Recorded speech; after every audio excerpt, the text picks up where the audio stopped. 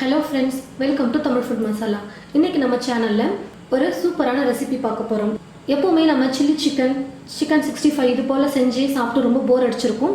கொஞ்சம் வித்தியாசமா இன்னைக்கு நம்ம வீடியோல சிக்கன் பக்கோடா எப்படி செய்யறதுன்னு பார்க்கலாம். 1/4 கிலோ சிக்கன் வாங்கிட்டு வந்து இந்த அளவுக்கு நல்லா குட்டி குட்டியா நீங்க சிக்கனை வந்து கட் பண்ணி எடுத்து வச்சுக்கணும். சிக்கனை நல்லா வாஷ் பண்ணி எடுத்து வச்சிருக்கேன். இந்த சிக்கனை இப்போ நான் ஒரு பாத்திரத்துல ஆட் பண்ணிடுறேன். உப்பு தேவையான அளவுக்கு சேர்த்துக்கிறேன். வெறும் மிளகாய் தூள், மஞ்சள் தூள் கொஞ்சம், இஞ்சி பூண்டு விழுது கொஞ்சம் சேர்த்துக்கிறேன். இது எல்லாத்தையும் சேர்த்து நல்லா மிக்ஸ் பண்ணி விட்டுடுறேன். நல்லா மிக்ஸ் பண்ணிட்டேன். இப்போ வந்து ஒரு அரை மணி நேரத்துக்கு நம்ம அப்படியே ஊற விட்டுடலாம். அப்போ தான் சிக்கனில் வந்து உப்பு காரம் எல்லாம் மசாலா எல்லாம் நல்லா உள்ளே இறங்கி நல்லா சாப்பிட்றதுக்கு ரொம்ப டேஸ்ட்டாக வரும். சிக்கன் நல்லா ஒரு அரை மணி நேரம் நல்லா ஊற வச்சு எடுத்துக்கிட்டேன். சிக்கன் கூட நான் இப்போ 1 ஸ்பூன் அரிசி மாவு சேர்த்துக்க போகிறேன். நல்லா கோபுரமாக 2 ஸ்பூன் வந்து கடலை மாவு சேர்த்துக்கிறேன்.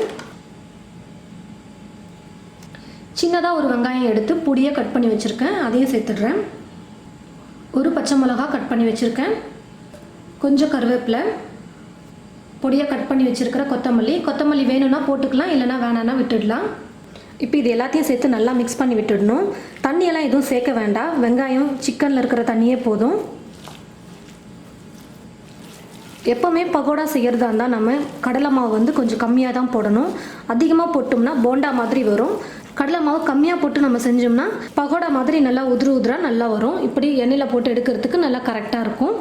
பாருங்கள், எல்லாத்தையும் சேர்த்து நான் நல்லா மிக்ஸ் பண்ணிட்டேன்.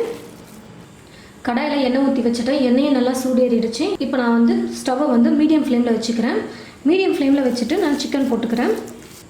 கொஞ்சம் கொஞ்சமாக சிக்கன் எடுத்துகிட்டு அப்படியே உதிராக நம்ம போட்டோம்னா நல்லா பொரிஞ்சு வரும்.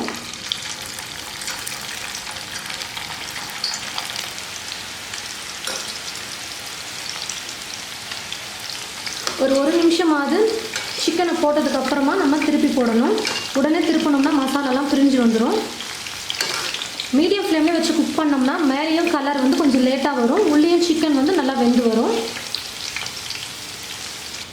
பாருங்கள், நல்லா கரெக்டான பக்குவத்துக்கு வெந்து வந்திருக்கு. இப்போ நான் எடுத்துடுறேன். கலரும் பாருங்கள் நல்லா கலர்ஃபுல்லாக வந்திருக்கு மேலேயும்.